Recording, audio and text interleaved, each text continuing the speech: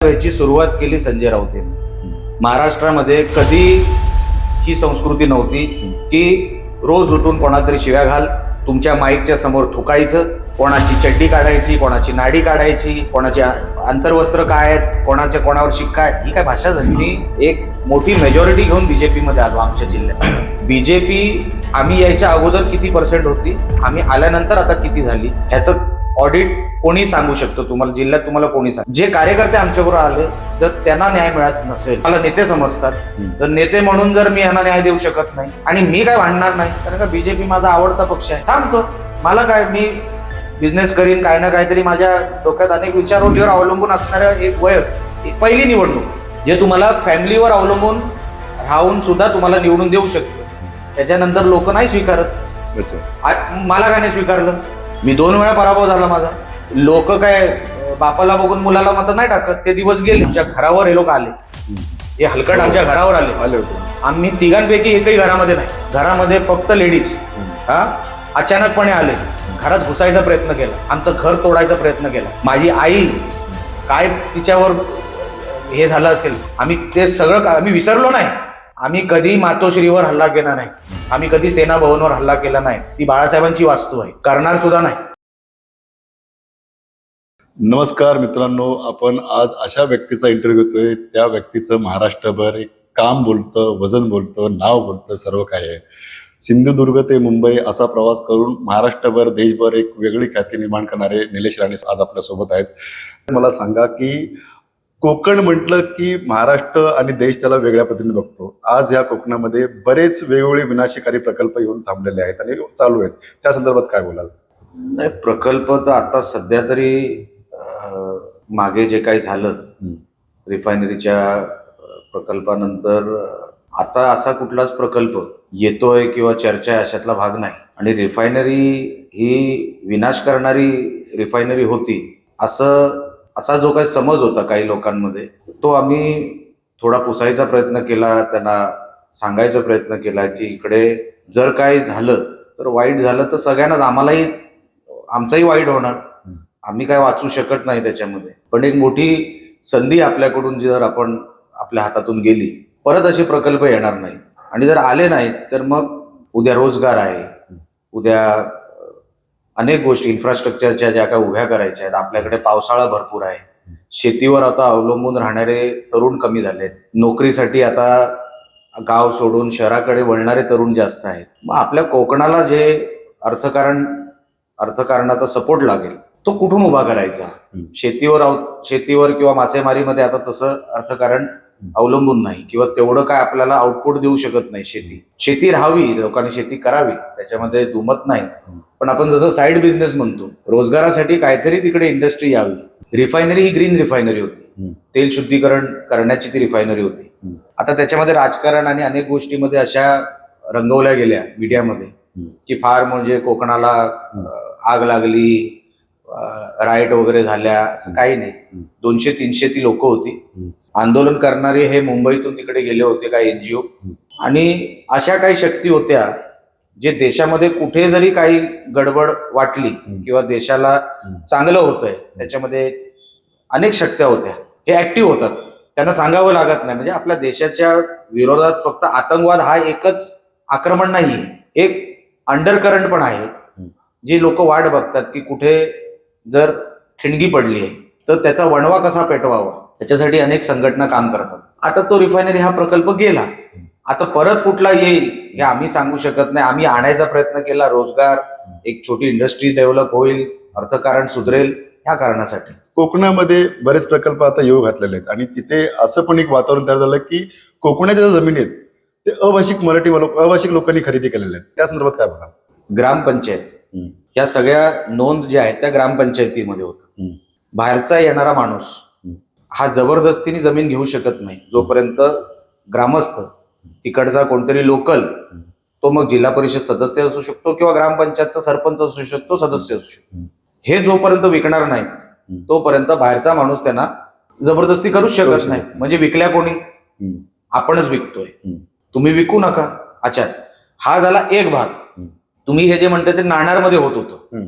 बारसूमध्ये जिथे रिफायनरी येणार होती त्याच्यामध्ये 80% जमीन ही MIDCने अक्वायर करून फार पूर्वीच ठेवली होती.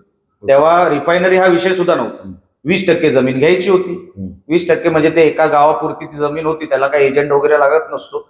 MIDCने अक्वायर करायचं ठरवलं तर MIDC जे काही रेट असतो जमिनीचा तो गावातल्या लोकांना देऊन, सातबाऱ्यावरच्या लोकांना देऊन ती जमीन अक्वायर करते. म्हणून इकडे काय बाहेरचा माणूस आला आणि जमीन विकत घेतली अशातला भाग काय नाही. जरी मी म्हणतो तुमच्या प्रश्नाला उत्तर द्यायला, असं झालं ग्रामपंचायत मध्ये सत्ता उबाटा गटाची, रत्नागिरीचा बहुतेक भाग जिल्हा परिषद उबाटा गट, तिकडचा आमदार उबाटा गट, तिकडचा खासदार उबाटा गट. बाहेरचा माणूस शिरणार कसा? ह्यांना हाताशी धरल्याशिवाय. म्हणजे कुठे ना कुठे तुम्हाला असं वाटतं उबाटा गटाचा हा महत्वाचा पुन्हा रोल आहे. 100% आरोप केले साहेब, मी आरोप केलेत पत्रकार परिषद घेऊन की ही जमीन अमुक अमुक माणसांनी घेतली, या कंपनीतून घेतली. मी पत्रकार परिषद रत्नागिरीमध्ये घेतली. मला असं वाटतं झालं आता त्याला 2.5 वर्षाच्या वरती झालं असेल. कोणी कोणी कशा कशा जमिनी घेतल्या आणि कशी कशी आमदार खासदारांनी त्याला मदत केली सगळं मी पत्रकार परिषदेमध्ये सांगितलेलं आहे. पण आता काय मीडियाने तेव्हा ती बातमी उचलली नाही. मी पुरावे सकट ठेवली होती. ही सगळं जे नेक्सस आहे, जिल्हा परिषदेचं नेक्सस, जिल्हा परिषद सदस्याचं नेक्सस, ग्रामपंचायतीच्या सदस्यांचं नेक्सस, उबाटा गटाची ग्रामपंचायत, उबाटा गटाचे जिल्हा परिषद सदस्य, हे तिथपर्यंत घेऊन जाणार जमिनीपर्यंत, तेव्हा जमीन कळणार ना गुजरात्याला. गुजरात्याला जमीन कशी कळणार? मारवाड्याला जमीन कशी करणार? त्याला रस्ते माहित नाही, तो मॅपवर बघणार, अच्छा इधर रिफायनरी आ रहा है क्या, तो ये जमीन लेना चाहिए. पण तिकडे गेल्यानंतर तिकडचा लोकल एजंट पकडल्याशिवाय तो जमीन घेऊच शकत नाही. आणि तिकडे सत्ता कोणाची, तोच तिकडे हुकूमत गाजवणार. आमचा एक सदस्य नाही त्या 2-3 गावात ग्रामपंचायतीत, आमचा एक सदस्य नाही, घेऊन जाणारा माणूस कोण? सगळे पुराव्यानिशी मी उभे केले होते. मी कोणाचंच नाव घेणार नाही, पण ज्यांची नावं, ज्या सदस्यांची नावं, त्याच्यामध्ये अधिकाऱ्यांची पण काही नावं होती. अधिकाऱ्यांची पण नावं मी घेतली. अमुक अमुक माणूस चुकीच्या सातबाऱ्यावर चुकीच्या नावांची सातबारे चढवतोय, नावं चढवतोय, ही बाहेरची माणसं आहेत. आत्ताच प्रशासनाने याच्यावर दखल घ्यावी. आम्ही तेव्हा सत्तेत नव्हतो. म्हणजे एकंदरीत साहेब मी बघतोय महाराष्ट्रामध्ये की म्हणजे राजकारणावर आपण बोलू थोडंसं, राजकारणाचा जो दर्जा आहे तो कुठे ना कुठे खालवलेला दिसतोय. म्हणजे ज्या पद्धतीने एकेरी उल्लेख केला जातोय साहेब, कधी कुणावर एकेरी टीका केली जाते, एकेरी उल्लेख करून त्यांची म्हणजे बोलतात की बदनामी केली जाते. ह्या ज्या स्टेटमेंट ह्याच्याबद्दल तुम्ही काय बोलाल? ते कुठल्याही पक्षाचा असू दे साहेब. ह्याची सुरुवात केली संजय राऊत यांनी.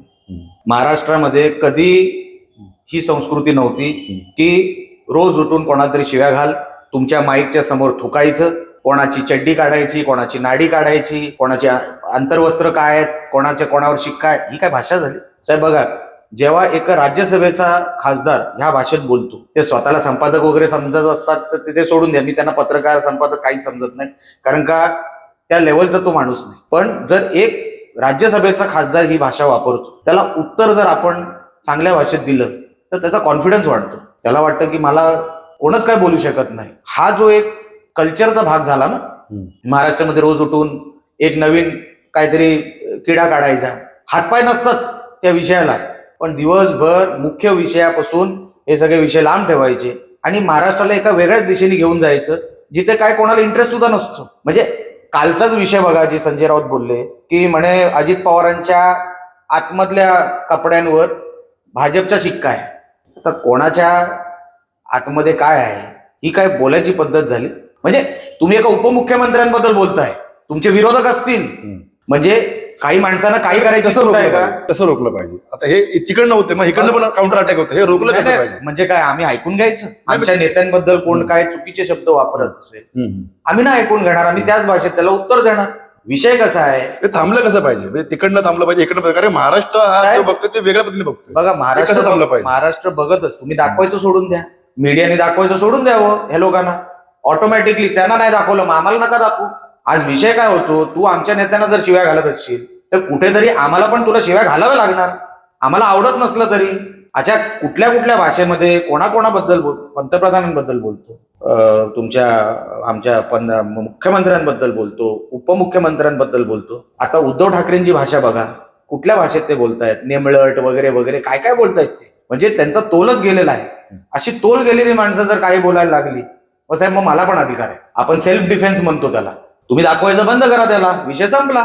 नाही, पण एकंदरीत आता मी बघतोय की जरा सध्या महाराष्ट्रामध्ये 3 वेगवेगळ्या विभिन्न विचारांचं पक्षाचं सरकार निर्माण झालेलं आहे. त्याच्यामध्ये राष्ट्रवादी इन झालेलं आहे. म्हणजे शिवसेना आणि भाजप तर ठीक आहे, म्हणजे समविचारी पक्ष, पण त्याच्यामध्ये अजित पवार आलेले आहेत. आणि कुठे ना कुठे पूर्ण महाराष्ट्रभर तीच चर्चा आहे की जो फायनान्स त्यांना दिलेला आहे तो इतर पक्षाचे जे आमदार आहेत अजूनही नाराज आहेत. त्याबद्दल काय म्हणून अर्थमंत्री त्यांच्याकडे जायला नव्हतं पाहिजे अशी चर्चा एकतरी चालू होती. अजित पवार साहेब एक वेगळं व्यक्तिमत्व आहे. पवार साहेबांचं राजकारण म्हणजे अजित पवारांचं राजकारण नाही. अजित पवारांना हिंदुत्व मान्य झालं, त्यांना आमचे विचार पटले आणि म्हणून ते हिंदुत्वाच्या विचारांशी ते संलग्न झाले. ते सरकारमध्ये आल्यानंतर हिंदुत्व विचारांवर सरकार जे चालतंय त्याच विचारांवर सरकार चालू आहे. त्याच्यामध्ये कसलंही वेगळेपण आलेलं नाही. आणि जर तुम्ही अजित पवार यांना फॉलो केलं असेल पूर्वीपासून, त्यांचं राजकारण पवार साहेबांच्या राजकारणासारखं नाही. आम्ही विरोध केला अजित पवारांचा, म्हणजे माझ्यासारखा विरोध महाराष्ट्रामध्ये अजित पवारांचा फार कमी लोकांनी केला असेल. पण जर तुम्ही त्यांचं राजकारण बघितलं तर पवार साहेबांचं कसं मायनॉरिटीला धरून सगळं राजकारण असतं.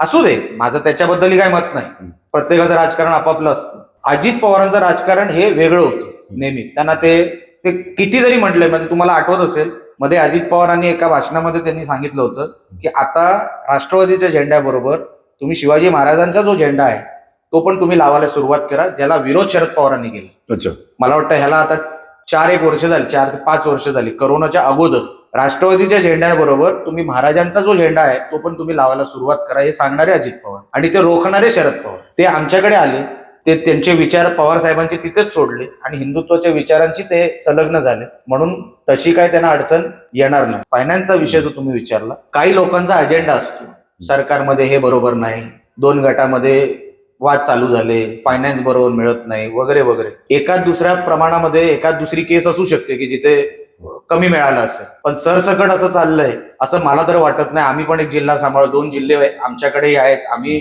2-2, 3-3 जिल्हे बघतो. अशी तक्रार कुठून फायनान्स डिपार्टमेंट कडून खाली पैसे आले नाहीत किंवा कुठल्या आमदाराला कमी पैसे मिळाले.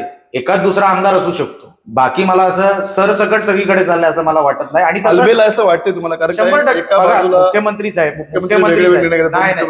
अर्थ खातं जरी त्यांच्याकडे असलं तरी मुख्यमंत्री साहेब हे फायनल ऑथॉरिटी असतं. कुठल्याही राज्याचा मुख्यमंत्री हा त्या राज्याचा फायनल ऑथॉरिटी असतो. एक चित्र तयार केलं जातं की अजित पवार फायनान्स देत नाही कारण का फायनान्स खातं त्यांच्याकडे, असं नसतं. सरकार असं चालत नाही. काही हेड खाली पैसे द्यावेच लागतात, काही नियमाखाली पैसे सोडावेच लागतात. ते मग तुमचा आवडता जरी असला, तुमचा न आवडता जरी असला तरी तेवढं ते द्यावंच लागतं. अजित पवारांच्या आवडीवर आणि निवडीवर हा विषय नसतो. सरकार सारखंच चालतं. एका दुसऱ्या आमदाराबद्दल असं झालं असेल मी मान्य करतो, पण सरसकट असं चाललंय हे मला मान्य नाही. तुम्ही मध्यंतरी निवृत्ती घेतात म्हणून एक हे टाकली होती, कमेंट टाकली होती. त्याच्यानंतर पूर्ण महाराष्ट्रावर वेगळं वातावरण झालं, तयार झालं. ते करायचं काय उद्देश होतं आणि नेमकं का केलं तुम्ही? कधी कधी राजकारणामध्ये असे प्रसंग येतात की माझ्यामुळे कोणाला त्रास नको. माझ्यामुळे जर कोणाला त्रास होत असेल, आज साहेब केंद्रीय मंत्री आहे, माझ्यामुळे किंवा माझा भाऊ आमदार आहे, माझ्यामुळे जर कोणाला त्रास होत असेल, कोणाला म्हणजे कोणाला त्रास, कोणालाही त्याच्यामध्ये संघटनेमध्ये असू शकतो, संघटनेमध्ये संघटनेमध्ये असू शकतो किंवा संघटनेमध्ये नाही, मी तुम्हाला सांगतो संघटनेमध्ये असू शकतो. आम्ही एक मोठी मेजॉरिटी घेऊन बीजेपी मध्ये आलो आमच्या जिल्ह्यात. लक्षात घ्या, बीजेपी आम्ही यायच्या अगोदर किती % होती, आम्ही आल्यानंतर आता किती झाली, ह्याचं ऑडिट कोणी सांगू शकतो तुम्हाला, जिल्ह्यात तुम्हाला कोणी सांगेल. रत्नागिरीमध्ये कारण का मी खासदार होतो तर तिकडे पण आमची ताकद आहे. रायगड, हे सगळीकडे जिथे जिथे आम्ही आमच्या येण्याने, आपण एक उदाहरण फक्त सिंधुदुर्गाचं पकडू. सिंधुदुर्गामध्ये आम्ही आल्यानंतर किती ग्रामपंचायती आल्या, आम्ही आल्यानंतर जिल्हा परिषद काय, आम्ही कुठे, बँक आली, सगळी आली. जे कार्यकर्ते आमच्याबरोबर आले, जर त्यांना न्याय मिळत नसेल काही कारणामुळे, मी बोललो मग बाबा, जर मी, हे मला नेते समजतात, तर नेते म्हणून जर मी यांना न्याय देऊ शकत नाही आणि मी काय भांडणार नाही, कारण का बीजेपी माझा आवडता पक्ष आहे, तसं काय भांडण्यासारखं, आमचे वडील आज केंद्रीय मंत्री आहेत, थांबतो. मला काय, मी बिझनेस करीन, काय ना काहीतरी माझ्या डोक्यात अनेक विचार होते, राजकारणच करावं. कसं काय निर्णय घेतला म्हणजे एकदमच घेतो आम्ही राणे असेच आहे. आम्ही काय फार माझे तपस्या वगैरे करून, प्राणायाम करून वगैरे काय डिसिजन घेतलं, माझ्या मनाला वाटलं, मी घेऊन टाकलं डिसिजन. त्याच्यानंतर मला फडणवीस साहेब भेटले, साहेबांनी मला काही विषय सांगितले. जेव्हा साहेबांनी सांगितलं की निलेश असं नको करू, मी बोललो साहेब तुम्ही बोललात, तुम्हाला क्रॉस मी करणारच नाही, करूच शकत नाही. मी बाहेर आलो आणि मग मी सांगितलं की नको, मी इकडे सगळे जमले होते, गावात सगळे जमले होते. मला फडणवीस साहेबांनी मला सांगितलं काही गोष्टी. पण त्या सांगण्यावर काही जबाबदार पण दिल्या होत्या? नाही जबाबदारी काय वगैरे action नसतं. plan वर काय बोलणं नाही, झालं नाही, नाही, तसं नसतं. आपण आपल्या नेत्याशी काय बोलतो हम्म. एका बंद खोलीत, मी काय प्रोटोकॉल मानणारा माणूस आहे, ते मी बाहेर सार्वजनिकरित्या सांगणं हे बरोबर नाही. साहेबांनी मला अनेक गोष्टी सांगितल्या, खूप वेळ दिला. तेव्हा मनोज जरांगे पाटलाचं आणि ते सगळं चालू असताना माझं हे चालू होतं आणि साहेबांनी वेळ देऊन सगळ्या गोष्टीची समजूत काढली. मी बोललो आणि मला जे बोलायचं होतं ते मी साहेबांना सविस्तर बोललो आणि त्याच्यानंतर मनाचं समाधान झालं की आता काहीतरी माझ्यासाठी नव्हतं साहेब, ते कोणतरी गरीब कार्यकर्ता माझ्यासाठी झटत असतो. त्याला वाटत असतं निलेश राणेंनी ह्यावेळेस जिंकावं. 2 पराभव झाले, तो मरमर मरतोय. कोण चप्पल घालत नाही, कोण हात्यावर टॅटू काढतोय, कोण घरीच गेलेलं नाही, फक्त निलेश राणेला जिंकवण्यासाठी. जर मी त्यांना न्याय नाही देऊ शकलो ना, तर माझं ह्या क्षेत्रात राहणंच व्यर्थ आहे. त्यांचे आई वडील त्यांना विचारतील, त्यांचे घरचे त्यांना विचारतील, अरे बाबा तुला काय मिळालं त्याच्यावर राहून? आम्हाला काहीतरी सांगायला तरी मिळालं पाहिजे की भाई तुला मी हे देऊ शकलो, अजून पण प्रयत्न करतोय. जर आपण एवढी मोठी संघटना घेऊन आलो जिल्ह्यामध्ये, आज साहेब 90% संघटना आम्ही घेऊन आलो, म्हणजे ती सांभाळणं काय खाऊ नाही. हे सगळे जे आम्ही घेऊन आलो, ताकद घेऊन आलो, त्यांना सांभाळावं लागेल. ते दिवस रात्र आमचा प्रचार करत असतात, का निलेश राणे पाहिजे, निलेश राणेच पाहिजे वगैरे वगैरे. हे सगळं ना भूक ना पावसाळा ना उन्हाळा आम्ही काय देणं लागतो ना त्यांना. साहेब, राजकारणामध्ये एक होत बघितलंय मी की सध्या भले किती का असं ना, कुठे ना कुठे जेव्हा इलेक्शनचा पिरियड असतो, मग त्या झेडपीच्या असू द्या किंवा नगरपालिकेच्या असू द्या, महानगरपालिकेच्या असू द्या, आमदारकीच्या असू द्या, खासदारकीच्या, कुठे ना कुठे तिथे एक सिस्टम नुसार बोलतात ना की परिवारवाद बघितला जातो. आणि परिवारवादाच्या लोकांना, सदस्यांना मग ती तिकीट देणं किंवा त्यांनाच पारंपरिकपणे निवडून आणणं. म्हणजे आता तुम्ही उल्लेख केला की जो कार्यकर्ता तुमच्या झटतोय, राबतोय, अशा कुठल्या ना कुठल्या मेन इलेक्शन टायमाला त्यांना कुठे ना कुठे पद्धतीने सिस्टमने डावळलं जातं. त्यासाठी काय बोलाल? अशी काही उदाहरणं असतील तर मला सांगा. आमच्याकडे आता 3 आमदार, जिल्ह्याच म्हणतोय, 3 आमदारापैकी एकच आमच्याकडे आहे, बाकी तर 2 हे आहेत. जिल्हा परिषद 50 पैकी आमच्या कुटुंबातला कोण नाही. असे कोण प्रमुख तुम्हाला वाटत असतील, आजी माझी आमदार, त्यांचे कोण नातेवाईक, असं पण कोण नाही. कुठल्या मोठ्या माणसाचा प्रस्थ आहे आणि त्या माणसाची जिल्हा परिषद अध्यक्षपदी वर्णी लागली, असंही कोण नाही. म्हणजे हे कुठल्या एका दुसऱ्या केसमध्ये जर तुम्हाला वाटत असेल होऊ शकतं, पण मी जिल्ह्यापुरतं बोलत नाही, मी महाराष्ट्र आणि देशात बघा सर किती टक्के आहेत अशी लोक. राणे समजा सिंधुदुर्गात आहे, म्हणजे आम्ही कोण, एक राज्यसभेवर आहे, एक निवडणूक जिंकून आलाय, उद्या मी निवडणूक लढणार, लोकांनी ऍक्सेप्ट केली तर ठीक आहे, नाही केलं तर नाही केलं. विखे पाटील असतील, घरात एक खासदार, एक मंत्री, 288 आमदारांपैकी अशी किती टक्के लोक आहेत जे फॅमिलीवर अवलंबून आहे? अच्छा, फॅमिलीवर अवलंबून असणारं एक वय असतं, एक पहिली निवडणूक, जे तुम्हाला फॅमिलीवर अवलंबून राहून सुद्धा तुम्हाला निवडून देऊ शकतं. त्याच्यानंतर लोक नाही स्वीकारत. मला काय नाही स्वीकारलं, मी 2 वेळा पराभव झाला माझा.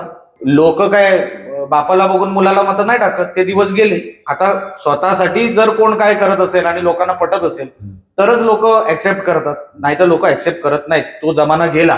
महाराष्ट्रामध्ये तुम्ही म्हणताय ना की महाराष्ट्रभर हे असे कोणाचा मुलगा आहे म्हणून त्याला तिकीट मिळतं. किती टक्के लोक आहेत अशी? 288 पैकी 50 कुटुंब असतील, 50 पण नसतील. पण त्याच्यात हरकत काय? जर त्याच्यामध्ये क्वालिटी असेल, डॉक्टरचा मुलगा डॉक्टर चालतो, शाहरुखचा मुलगा चालतो इंडस्ट्रीमध्ये, सलमानचा भाऊ चालतो, कोणाचे भाऊ बहीण चालतात कुठल्याही क्षेत्रामध्ये, वकिलाचा मुलगा वकील होतो, राजकारणाचा मुलगा राजकारणी झाला तर काय हरकत आहे? अच्छा, म्हणजे राजकारणीचा मुलगा राजकारणी झाला तर काय हरकत नाही, म्हणजे असं व्हायलाच पाहिजे असं कुठे लिहिलं आहे? असे किती राजकारणी मुलं आहेत, राजकारण्यांची मुलं आहेत. आता धनंजय माडिक आमचे खासदार कोल्हापूरचे, त्यांचा मुलगा रेस कार ड्रायव्हर होता, आहे, म्हणजे मला वाटतं एक रेस कार ड्रायव्हर आहे, एक युट्यूबर आहे, एक साखर कारखाना चालवतो. कोण म्हणतं राजकारणीच व्हायला पाहिजे? पण जर तिघांपैकी एक किंवा एकुलता एक जरी असला, त्याला जर इच्छा असेल तर काय? तुम्हाला राजकारणात इंटरेस्ट होता की तुम्ही आलात म्हणजे बघून कसं काय, तुम्हाला कसं काय राजकारण इंटरेस्ट? मी स्टुडंट काउन्सिलच्या जमान्यापासून मी शिवसेनेत आहे. अच्छा. मी स्टुडंट काउन्सिलच्या जनरल सेक्रेटरी होतो मुंबई युनिव्हर्सिटीमध्ये, आणि तेव्हापासून बाळासाहेब ठाकरेंच्या म्हणजे स्वर्गीय बाळासाहेबांच्या दौऱ्यामध्ये मोठ्या साहेबांबरोबर म्हणजे आमच्या राणे साहेबांबरोबर अनेक दौरे त्या लहान वयापासून आम्ही बघत तेव्हा बाळासाहेबांचे ताफे 200-300 गाड्यांची तेव्हा निघायची आणि आमची गाडी कुठेतरी मागे असायची. आम्ही साधे शिवसैनिक तेव्हा आमचे साहेब, आणि तेव्हा लहान लहान असताना मी साहेबांबरोबर जायचो. मला आवड अगदी पूर्वीपासून. आणि बाळासाहेबांसाठी दसऱ्या मेळाव्याचे झेंडे लावणं, हाफ चड्डीमध्ये शाखेवर झेंडे लावणं, तेव्हापासून सगळं केलंय. सगळं केलं. म्हणून आमची भाषा अजूनपर्यंत, माझी भाषा तरी शिवसेनेसारखी राहिली. म्हणजे आतून अजून शिवसैनिक आहे, बाळासाहेबांचा शिवसैनिक आहे.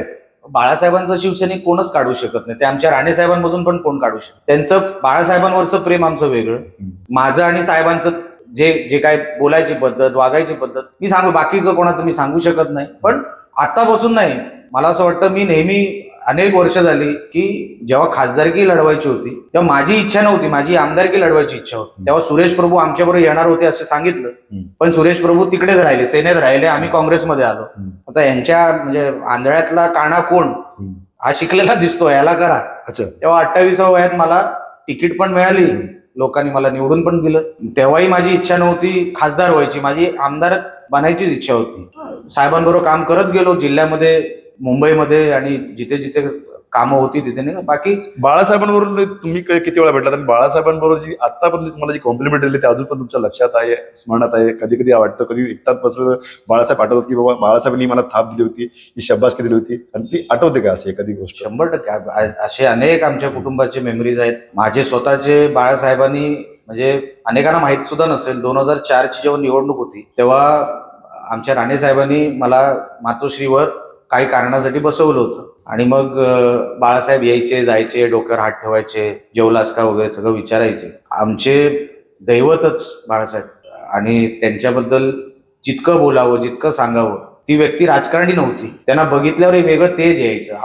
त्यांना त्यांचं तेज बघून आपल्यामध्ये एक वेगळी ऊर्जा यायची. ते व्यक्तिमत्व वेगळं होतं. काही कारणामुळे ते सगळं विस्कटलं, आम्हाला पक्ष सोडावा लागला. पण मातोश्रीच्या बाहेर ड्रमगेटच्या त्या बाजूला क्रिकेट खेळण्यापासून ते मातोश्रीच्या उंबरठ्यावर उभे राहण्यापासून आतल्या सगळे, म्हणजे एवढं लहान लहान गोष्टी आठवतात. आणि बाळासाहेबांसारखी व्यक्ती दुसरी या जगात होऊ शकत नाही, होणार देखील नाही. कारण का ते राजकारणीच नव्हते. त्यांना जे दिसायचं ते मग ते काही बोलायचे, कोणासमोरही काही. त्यांचा एक सरळ स्वभाव होता, वाकडा तिकडा स्वभाव हा त्यांचा नाही. पवार साहेबांसारखा स्वभाव नाही, की पर्सेंटेजवाला स्वभाव नाही, की ह्याचे किती आहेत पर्सेंटेज वगैरे, हे असं कधी केलं नाही. बाळासाहेब एकदम सरळ, आणि जे दिसतं तेच तोंडावर. म्हणून त्यांच्याबरोबर, राणे साहेबांबरोबर एवढे वर्ष जे काय बघितलं, तो खजाना समजतो मी स्वतःचा. की मी आयुष्यामध्ये अनेक गोष्टी आहेत ज्या काही सांगू शकत नाही. आज आम्ही शेवटच्या त्या काळामध्ये बाळासाहेबांच्या जवळ जाऊ शकलो नाही. ती खंत आहे अजून पण? आहे ना, आहेच, राहणारच ती. आमच्या साहेबांनी तर डोळ्यातून पाणी काढलं होतं की आम्ही जाऊ शकलो नाही. आता होती तेव्हा परिस्थिती नव्हती, आणि एक गेलं असतं तिथपर्यंत तर एक समाधान वाटलं असतं. पण तेव्हा नाही जाऊ शकलो आम्ही, कुटुंब म्हणून पण नाही जाऊ शकलो. साहेबांनी तर डोळ्यात पाणी काढलं की ह्या आजच्या दिवशी पण मी बाळासाहेबांना भेटू शकलो नाही. आहे. मोठे साहेब वडील म्हणून व्यवस्थित आहेत का राजकारणी म्हणून व्यवस्थित आहेत? तुमच्यावर कसा त्यांचा संबंध असतो? मी वडील म्हणूनच त्यांना जे बघितलं ते वडील म्हणून. कधी असं एकदा झालंय की तुम्ही एखादा निर्णय घेतलाय, तुम्हाला योग्य वाटतंय, पण साहेबांना पडलं नाही, साहेबांनी तुम्हाला फटकारलं एकदम? अनेक वेळा झालंय. ते काय तसं अनेक वेळा झालेलं आहे. पण वडील म्हणून त्यांच्यासारखा वडील दुसरा नाही. म्हणजे ते फॅमिली मॅन ज्याला म्हणतात ना, ते सगळं पकडून सगळ्यांना सांभाळून आहेत. म्हणजे फक्त आम्हालाच नाही, काकांना, काकांच्या मुलांना वगैरे. एक फॅमिली मॅन म्हणून त्यांनी एक चांगलं बसवलंय सगळ्या विषयाला, आणि चांगलं हँडल करतात ते सगळं. आम्हालाही, नाहीतर आम्ही एवढे असे, आम्हाला हँडल करणं काही सोपं नाही. ते नारायण राणेच करू शकतात. अच्छा. म्हणून आम्ही कंट्रोलमध्ये आहे, नाहीतर आमच्यासारखी लोक ही कंट्रोलमध्ये पण नसते. पण ते तसे फार फॅमिली मॅन म्हणून त्यांचा एक धाक वेगळा आहे. राजकारणी म्हणून ते मनाने ट्रान्सपरंट आहेत, पारदर्शक आहेत, म्हणून अनेक गोष्टीत त्यांचं नुकसान होतं. त्यांनी काही गोष्टी जर मनात ठेवल्या असत्या तर आम्हाला शिवसेना ही सोडावी लागली नसती. आता तेव्हा बाळासाहेबांनी उद्धव ठाकरेंसाठी आम्हाला तिथून आमची हकालपट्टी केली, पण साहेबांना ज्या गोष्टी पटल्या नाहीत ते धडाधड बोलत गेले. अच्छा. आणि बाळासाहेबांना सांगत गेले की बाळासाहेब, हे बरोबर होत नाहीये, पक्षामध्ये याचं नुकसान होणार, पैसे घेऊन तिकीटं दिली जात आहेत, आणि घरात बसून व्यवहार होत आहेत, तुम्ही राहता त्या वरच्या फ्लोअरवर व्यवहार होत आहेत, सेना भवनमध्ये व्यवहार होत आहेत, म्हणजे जिथे हे थांबलं पाहिजे बाळासाहेब. आणि मग षण्मुखानंद हॉलमध्ये जी सभा झाली त्याच्यामध्ये साहेब बोलले आमचे, तिथून बाहेर पडले. त्यांना काही गोष्टी पटल्या नाही. त्यांचा स्वभाव सरळ असल्यामुळे त्यांना तो लेफ्ट राईट कळला नाही, आणि काही लोक त्यांना लेफ्ट राईट मध्येच गुंतवायच्या तयारीत होते. अच्छा. तसे त्यांनी गुंतवलं. हम्म. आणि उद्धव ठाकरे यांनी मुलाचं नातं बजावलं की मी पाहिजे की हे पाहिजे. मी प्रेशर केला साहेबांवर पूर्णपणे. 100%. म्हणजे नाहीतर बाळासाहेबांचं आणि आमच्या साहेबांचं नातं हे विचारा पलीकडचं नातं होतं. म्हणजे दर दिवशी म्हणजे तुम्हाला नातं काय असतं सांगतो. आमचे साहेब विरोधी पक्ष नेते होते आणि त्यांचा वाढदिवस होता त्या दिवशी. दिवसभर हाऊस चाललं. त्यांचा फार महत्वाचा दिवस होता हाऊसचा. पण वाढदिवसाला कपाळ बाळासाहेबांच्या चरणावर ठेवायचं ही पद्धत आणि एक त्याच्याशिवाय वाढदिवस पूर्णच होत नाही. अच्छा. आणि बाळासाहेब तेव्हा दिवसाचा सगळा तो कार्यक्रम करून आपल्या खोलीत जायचे, मग यायचे नाही. मग त्यांना ते प्रायव्हसी, त्यांना ते प्रायव्हेट टाइम असतो त्यांचा, टीव्ही बघायचा वगैरे. पण हाऊस संपलं उशिरा आणि मी साहेब आणि आमचा ड्रायव्हर बाकी सगळे जेवायला गेले. साहेबांचा वाढदिवस म्हणून सगळ्यांना जेवायला होतं. आणि बंगल्यावर फोन केला मातोश्रीला, 2 मिनिटं भेटायचे. अच्छा. 2 मिनिटं, जास्त वेळ घेणार 2 मिनिटं. मग माझ्या आईला सांगितलं नाही मला झोप नाही लागणार. अच्छा. मातोश्रीवरून फोन रिटर्न आला नव्हता की तुम्ही या म्हणून. अच्छा. पण मला सांगितलं चल जाऊया. मी ड्रायव्हर आणि राणे साहेब आम्ही गेलो. सिक्युरिटी नाही काय नाही. आणि मग थांबलो ड्रम गेटच्या बाहेरच्या मेन गेटच्या बाहेर थांबलो कधी. आणि तेव्हा काय मोबाईलची तशी काय फॅसिलिटी नव्हती. मग B3 वरून आम्ही जिथे B3 राहायचो तिथून बंगल्यावरून त्या ह्याच्यावर फोन आला, वॉकी टॉकीच्या ह्याच्यावर. तिथून त्यांना हे आला, मेसेज आला की साहेबांनी बोलवलंय. मग आम्ही कपाळ ठेवलं साहेबांच्या चरणावर, गाडीत बसलो. आणि मग साहेब असे आता बरं वाटतंय, आता वाढदिवस पूर्ण झाला निलेश, आता बोल पुढे जायचं. म्हणजे पूर्ण रिलॅक्स म्हणजे एक देव भेटल्यावर कसा माणूस बरोबर एकदम प्रसन्न वाटतं की बस झालं. भेट 30 सेकंडची होती. ओके. पण ती महत्वाची होती. मग ते डोक्यावर हात ठेवणं वगैरे बाळासाहेबांचं. म्हणजे हा क्षण खूप तुमच्या जवळ असे खूप आहेत. पण हे त्याच्यातलं एक उदाहरण म्हणून तुम्हाला सांगितलं. उद्धवजींना हे कळलंच नाही. हे नातं कळलंच नाही. हे नातं कमवता कसं येतं हेच त्यांना कळलं नाही. हे नातं कार्यकर्ता नेत्याचं नव्हतं. भले ठीक आहे, तुम्ही बाळासाहेबांचा आदर करताय, बघतोय आम्ही, पण खूप चांगली गोष्ट आहे. पण त्यांच्यावर एकेरी उल्लेख करणं किंवा त्यांच्यावर खालच्या पातळीवर टीका करणं कितपत योग्य? कोणावर? उद्धव साहेबांवर. मी नाही एकेरी उल्लेख केला त्यांचा. होत आहे पूर्ण महाराष्ट्रावर किंवा करतायत काही लोक जाणीव. आता मी तुम्हाला बोललो ना, आता ऍक्शनला रिॲक्शन होणार. आम्ही उद्धव ठाकरेंना कधीच मी एकेरी उल्लेख हल्लीच्या हल्ली तरी मला आठवत नाही मी केलेला. मी उद्धवजी तरी म्हणतो किंवा उद्धव ठाकरे अमुक माजी मुख्यमंत्री असं तरी म्हणतो. एकेरी उल्लेख कशाला करायचा? म्हणजे मला करायचा असेल, जर माझ्याबद्दल ते काय बोलत असतील किंवा माझ्या साहेबांबद्दल जर एकेरी उल्लेख करतील, मी एकेरी उल्लेखातच उत्तर देणार. त्यांनी त्यांचं फिल्टर लावावं, मी माझा फिल्टर लावणार. नको ते जर तुम्ही शब्द वापरलात माझ्या साहेबांसाठी, मला शिव्या घाला, मला चालेल. माझ्या साहेबाला शिव्या घालायच्या नाही. तुमचा दैवत आहे ना, आम्ही दैवतच मानतो. मग माझ्या दैवताला उगाच तुम्ही जर नख लावायला गेलात, तर आमच्या तोंडाला कधीच फिल्टर नव्हतं. आम्ही त्या भाषेत काय, त्याच्याहून खालच्या भाषेत आम्ही उत्तर देऊ शकतो. आम्ही अजित पवारांना ऐकलो. त्या अजित पवार काय उपमुख्यमंत्रीच जास्त वेळ झालेले आहेत, नेहमी सत्तेतच राहिलेले आहेत. ते आम्हाला आवरू शकले नाही.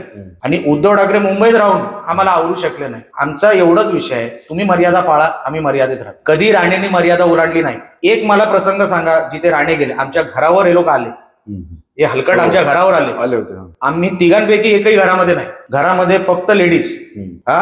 अचानकपणे आले, घरात घुसायचा प्रयत्न केला, आमचं घर तोडायचा प्रयत्न केला. 70 अधिकारी पोलीस धरून आमच्या घरात शिरले. माझी आई काय तिच्यावर हे झालं असेल, आम्ही ते सगळं आम्ही विसरलो नाही. आम्ही कधी मातोश्रीवर हल्ला केला नाही, आम्ही कधी सेना भवनवर हल्ला केला नाही. ती बाळासाहेबांची वास्तू आहे, करणार सुद्धा नाही. तुम्ही काढा, इतिहास काढा, कधी सेना भवन, कधी मातोश्री. आम्ही बोलतो, टीका करतो, मातोश्री म्हणून टीका करतो, पण तिकडे एक वीट हलावी अशी आमची इच्छा नाही. तिथे बाळासाहेब राहिलेत. आमचं घर पाडायला तुम्हाला हे जे विचार आले, एक मराठी माणसाचं घर जिथे मराठी माणूस शोधून सापडत नाही त्या जुहूवर, तिथे तुम्हाला पाडायचं सुचलं. आम्ही काय वाईट केलं होतं तुमचं? आम्ही मैदानात बोलत होतो, तुम्ही जसे मैदानात बोलत होतो आम्ही मैदानात बोलत होतो. 70-80 अधिकारी आमचं घर तोडायला आले. आम्हाला कोर्टाने रिलीफ दिली. लक्षात घ्या, माझ्या घरामध्ये हे सगळे जे काय झेंडे घेऊन आले होते, आमच्या घरामध्ये घुसायचा प्रयत्न केला. फक्त 3 पोलीस होते आम्हाला, 3 आतमध्ये, ज्यांनी वाचवलं घरामध्ये आतमध्ये घुसण्यापासून. हा कुठला कल्चर आहे? मग आम्ही काय यांची पूजा करायची? उद्धव ठाकरे मुख्यमंत्री होते, तुम्ही कोणाच्या घरावर कशाला जाता? मग लोक तुमच्या घरावर येणार. आदित्य ठाकरे मग सांगणार पुढे बदलेचं वातावरण चाललंय असं वाटतं तुम्हाला? साहेब त्यांनी घरावर जायला नको होतं. तू घरावर गेलास तर तुझ्या घरापर्यंत येणार. अलिखित करार असतो साहेब राजकारणामध्ये, अलिखित करार असतो. तुम्ही माझ्या घरावर जायचं नाही, मी तुमच्या घरावर येणार नाही. माझ्या घरावर गेला शेवटपर्यंत, शेवटच्या श्वासापर्यंत सोडणार नाही. आमचं काही आम्ही त्यांना त्यांच्या घरापर्यंत. आदित्य ठाकरे, सुशांत सिंग राजपूतची केस, दिशा सालियानची केस, सुप्रीम कोर्टामध्ये आदित्य ठाकरेंनी नाव घेतलं, आदित्य ठाकरेचं नाव घेतलंय, आम्ही नाही घेतलं. जेव्हा सुरुवात झाली तेव्हा सुप्रीम कोर्टाने सांगितलंय आदित्य ठाकरेचं नाव ह्याच्यामध्ये प्रोसिडिंग मध्ये घ्यायला. तिथे राणे आले होते. आता तुमचा मुलगा जाऊन बाहेर शेंड खाता, आम्ही काय करायचं? म्हणजे त्यांनी मर्डरी करायच्या, त्यांनी रेप करायचे, त्यांनी दारू पिऊन धिंगाणा घालायचा. मुंबई काय तुमची आहे का? मालकीची आहे. ह्यांचे मित्रांचे क्लब रात्री 3-3, 4-4 वाजेपर्यंत उघडे का? नाईट लाईफच्या नावाखाली. जे नाईट लाईफचं नाटक केलं अधिकाऱ्यांना सत्तेमध्ये बसून साहेब, फक्त ह्यांच्या मित्रांना धंद्याला प्रॉफिटमध्ये आणण्यासाठी. Kamala mill, lower Parel, BKC, हे सगळे जे काय आदित्य ठाकरेच्या पुढच्या मागची जी लोक आहेत ना, ह्यांनी तिकडे धिंगाणा घातलाय. आज पण त्यांचे नाईट क्लब रात्री रात्री उघडे राहतात. आम्ही सत्तेमध्ये आलो, आम्ही नाही कोणाच्या घरापर्यंत गेलो. साहेब, हे जे सुसंस्कृत चेहरा दाखवतात ना उद्धव ठाकरे, त्याच्या मागे भयानक चेहरा आहे. म्हणून आज हे जे अधोगतीला गेलेत ना, आजी काय वाट लागली, बसल्या बसल्या साहेब खुर्ची गेली. नियती माफ करत नसते तुम्हाला, नियती बदला घेणारच. तुम्ही कपटीने वागलात, तुम्हाला कपट मिळणार. आणि असं तसंच झालं. आज काय झालं? आज अवस्था बघा. मुलगा ड्रग एडिक्ट निघाला, दुसरा मुलगा 90,000ची दारू पितो, सीसीटीव्ही मध्ये सापडला. घरात शांती आहे काय? एक नातेवाईक नाही, थापा पण सोडून गेला. जो शेवटच्या श्वासापर्यंत ज्या थापाने बाळासाहेबांची सेवा केली, तो थापा यांना सोडून गेला. हे कोणाला सांगतायत? आम्हाला कसं वागायचं आम्हाला माहिती आहे साहेब. आम्ही कोणाच्या घरापर्यंत गेलो नाही, कोणाच्या आईला रडवलं नाही. तुम्ही माझ्या घरापर्यंत आलात, आम्ही कसं विसरायचं ते? साहेब, आपण खूप चांगलं बोलतोय, पण असं आहे की एकंदरीत आता सध्या महाराष्ट्रभर मराठा आंदोलन खूप झाले आणि साहेबांचं स्टेटमेंट निघालं की मला कुणबी सर्टिफिकेट मिळतोय नकोय, आणि रामदासभाई कदम पण म्हणले की मी मराठा आहे, मला कुणबी सर्टिफिकेट नकोय.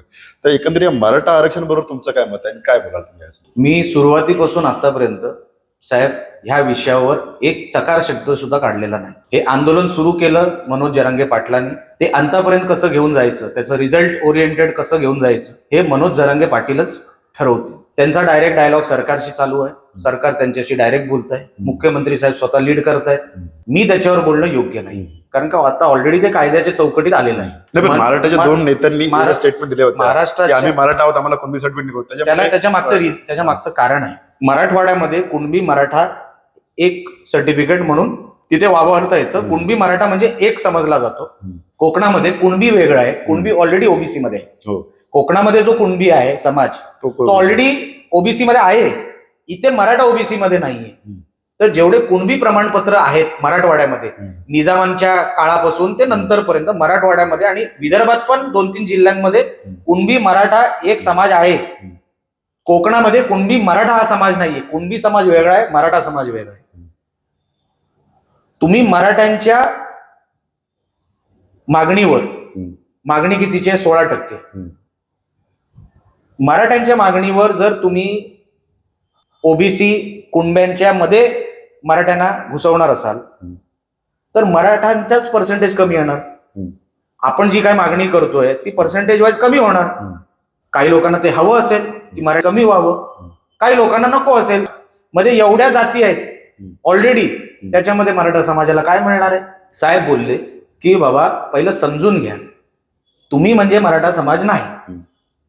मराठा समाज म्हणजे जे तुम्हाला एक आपण म्हणतो ना एक डिटेल जी काय मागणी आहे 16%ची, आपण 34% आहोत महाराष्ट्रात, तर म्हणून 16%ची मागणी आपली 2014 मध्ये राणे समितीने तयार केली. तेच प्रमाणपत्र 2014ला दिले गेले. आपण जर पर्सेंटेज आपला खाली गेला 34चे, आपण जर 28 वर आलो, 27 वर आलो लोकसंख्येमध्ये, कारण का कुणबी मराठा एक झाला, आपली लोकसंख्या ऑटोमॅटिकली मराठ्यांची कमी होते, 16%ची अजून कमी होणार. हे कोणाला लक्षातच आलं नाही. त्यांना वाटलं की हे विरोध करतायत. साहेब सांगत होते इथे इकडचा मराठा वेगळा आहे, इकडचा कुणबी समाज वेगळा आहे, आम्ही एकत्रच राहतो, एकत्रच असतो, पण समाज म्हणून हे वेगळे आहेत, आम्ही समाज म्हणून हे वेगळे आहोत. मराठवाड्यामध्ये ते वेगळे आहे. काही लोकांनी त्याचा चुकीचा अर्थ बाहेर काढला. रामदास कदम पण तेच बोलले. आरक्षण, आता तो येतो, ह्या झाला साहेबांचा विषय. आरक्षण मनोज जरांगे पाटील जे ज्याचा पाठलाग करतायत, हे कायद्याच्या चौकटीच होणार साहेब. ओबीसी समाज आता मोठ्या प्रमाणामध्ये आंदोलन चालू करतायत असं दिसतंय. हं. आता मला माहित नाही चालू करतायत, आहे चालू चालू आहे. आहे. धनगर समाज पण चालू आहे असतं चालू आहे. तर बहुतेक त्यांना प्रश्न चालू आहे. त्यांना ओबीसी मध्ये जर सामावून घ्यायचं नसेल, आपण कोणाला न डिस्टर्ब करता आपण आरक्षण मागत राहावं, आपल्या त्या मागणीला जोर द्यावा, अशी आमची प्रामाणिक इच्छा आहे. महाराष्ट्रभर साहेब जाळपोळ झाली एवढ्या म्हणजे आजी माझी आमदारांची घरं चुकीची जाळली. आहे, हे कितपत योग्य वाटतं? चुकीची आहे. मग त्याच्यामध्ये मराठेच होते का हे तपासा. बघा मी तुम्हाला सांगतो, काही गोष्टी बाहेरून पण केल्या जातात मराठ्यांना बदनाम करण्यासाठी.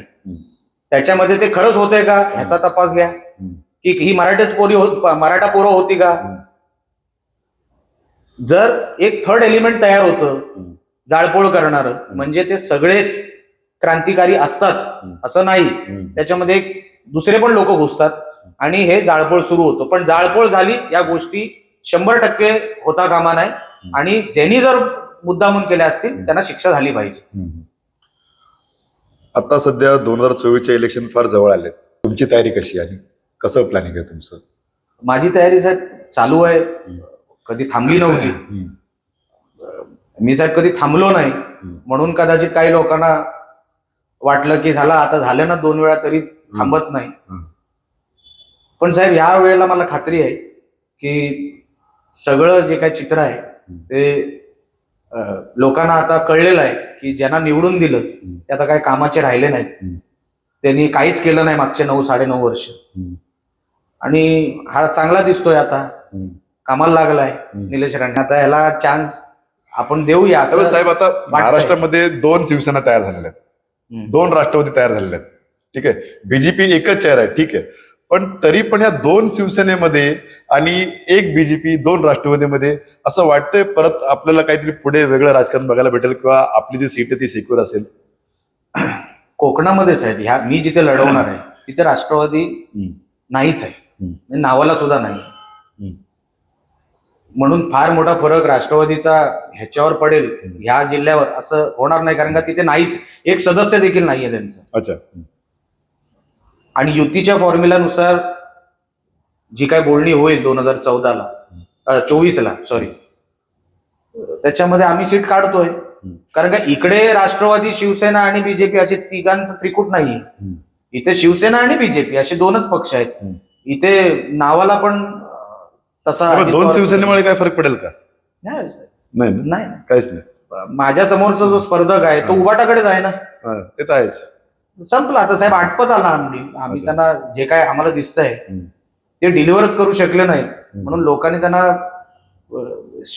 9 वर्ष स्वीकारलं. पण आता त्यांना गावात आता एंट्री नाही अशी परिस्थिती आहे. लोक रिझल्ट बघत असतात साहेब. आम्ही राणेंना पाडलं पण तुम्ही काय दिलं? 1 निवडणूक काढली, 2 निवडणूक काढली, पण आता 3री निवडणूक त्यांना दाखवावं लागेल ना रिपोर्ट कार्ड, की भाई तू 10 वर्षात केलंस काय? आम्ही राणेंना पाडून तुला आणलं, तू काय केलंस? त्या रिपोर्ट कार्ड मध्ये फेल आहे. आणि आता आम्ही बोलण्यापेक्षा आता लोकच आम्हाला सांगतात. आता आमच्या ग्रामपंचायती बघा, 90% ग्रामपंचायती आम्ही खेचल्या. म्हणून तसं काय चित्र देवाच्या कृपेने लोकांनाही कळलेलं आहे, कोण कामाचं आहे कोण बिनकामाचं आहे. म्हणून यावेळेस संधी चांगली आहे असं मला वाटतं. आणि मी माझे सगळे सहकारी आम्ही कामाला लागलेलो आहोत आणि कसल्याही टीका टिप्पणीमध्ये न पडता चांगलं काम व्हावं आपल्या हातातून एवढ्यासाठी. पण एका बाजूला भाजप प्रचार करते, मोठा प्रचार पण चालू आहे देशभरामध्ये, बऱ्यापैकी ठिकाणी भाजपचं पण सरकार आहे. पण दुसऱ्या बाजूला जो महागाईचा प्रश्न आहे साहेब, गॅस सिलेंडरचा प्रश्न आहे, मोदी साहेब जे डिसिजन घेत आहेत ते आता लोकांना नको नकोसे वाटायला लागलेत. म्हणजे बोलतात एक करतात एक असं दिसतंय. त्या संदर्भात काय बोला साहेब? बघा, आपण हे सगळं काही प्रमाणात महागाई वाढली असेल, पण तुम्ही दुसऱ्या बाजूला लक्षात घ्या, अख्ख्या जगात काय चाललंय, महागाई कशामुळे वाढते? आपला देश काय एकदम स्वावलंबी झालाय का? आपण पण डिपेंड आहे अनेक गोष्टींवर, परदेशावर डिपेंड आहे, तेलासाठी आहे, अनेक गोष्टींसाठी आहे. तर त्या डॉलर रेटचा फटका आपल्याला बसणारच. आपण काय फक्त आपल्या देशावर अवलंबून नाही सगळ्या गोष्टीसाठी. 50-60 वर्षाच्या काँग्रेसच्या राजवटीमध्ये आम्ही तिकडे होतो, आम्हाला माहिती आहे. हे सगळं मोदी साहेबांना साफसफाई करून एक देश उभा करावा लागला. फार आतमधपर्यंत काँग्रेसनी वाट लावून ठेवली होती. आता साहेब साफसफाई करायला वेळ जाणार ना. म्हणून ही महागाई फक्त मोदीचे अपील होते नाही साहेब, तुम्हाला लक्षात आलं नाही. हे सगळं साफसफाई करायला, हे सगळं उभं करायला आपण, जसं मी सांगितलं, 100 रुपयातले आपण समजा 50 रुपयावर आलो, पण 50 रुपये आपल्याला बाहेरच्या मार्केटवर डिपेंड राहावं लागतं. मला एक सांगा साहेब, 26/11 सारखे हल्ले झाले का? आपल्या पार्लमेंटवर हल्ले झाले का? आपल्यावर कुठलाही आज पाकिस्तानची अवस्था काय आहे? रोज एक टेररिस्ट ठोकला जातोय. कोण मारतंय माहित नाही, कोणी मारत असेल मला माहित नाही, कोण कुठलं सरकार म्हणून. साहेब कधी पाकिस्तान एवढा दबला होता का? आपल्याला भीती कोणाची आहे? बघा साहेब, आपण सुरक्षित आहोत ना, आपण पैसे कमवायला बाहेर जाऊ शकतो. तुम्ही आणि मी सुरक्षित नाही, ते ऑफिस मध्ये पोहोचू शकतो का आपण? साहेब अनेक गोष्टी मोदी साहेबांनी ज्या केल्या ते नकारू शकतो का आपण?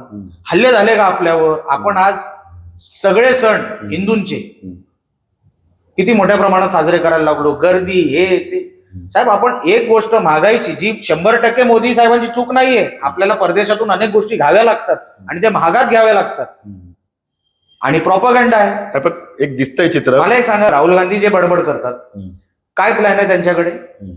ते मोदी साहेबांवर टीका करू शकतात, पण बाहेरची जी काय आज अवस्था आहे, रशिया युक्रेन वॉर झाला, आज अख्ख्या जगामध्ये या इस्रायल आणि या हमासच्या या लफड्यामुळे जे काय सगळं डिस्टर्ब झालं, सौदी अरेबिया वगैरे सगळं डिस्टर्ब झालं. साहेब ही बाहेरचं मार्केट आपल्यावर, आपण त्यांच्यावर पण डिपेंड आहोत ना अनेक गोष्टींसाठी. आपल्याला ते नकारून कसं चालेल? आणि मोदी साहेबांनी आपल्याला सुरक्षित देश दिला. काँग्रेसचा ठिकाणा होता का हो? मला सांगा, काँग्रेसमध्ये असताना आम्ही पण होतो, काँग्रेसमध्ये तुम्हाला सुरक्षित वाटत होतं का? सांगा मला, ह्याचं उत्तर मला कोणी द्यावं. पण आता लोक प्रॉपगंडा बनवायच्या वेळेला ते फक्त ही गोष्ट दुर्लक्ष करणार. महागाई वाढली, अरे पण महागाई वाढली कोणामुळे, कशामुळे? 100% त्याच्यामध्ये मोदी सरकार जबाबदार आहे का? ह्याच्यावर पण लक्ष दिलं पाहिजे. साहेब प्रश्न असा आहे की 2024 इलेक्शन आहेत ते पुन्हा एकदा मोदी साहेबांच्या नेतृत्वामध्ये घेणार आहेत, कारण मोदी साहेबांच्या सिनियरिटीमध्ये पण अंतर्गत खूप मोठा विरोध चालू आहे आणि दिसतोय डळडळीत. असं दिसत तर नाही आणि असं काही जाणवत सुद्धा नाही. मोदी साहेब आमचे सर्वोच्च नेते आहेत. म्हणजे गडकरी साहेब तर खुल्लेआम त्यांच्या आगेसमध्ये आहेत. नाही नाही, असं मुळीच नाहीये.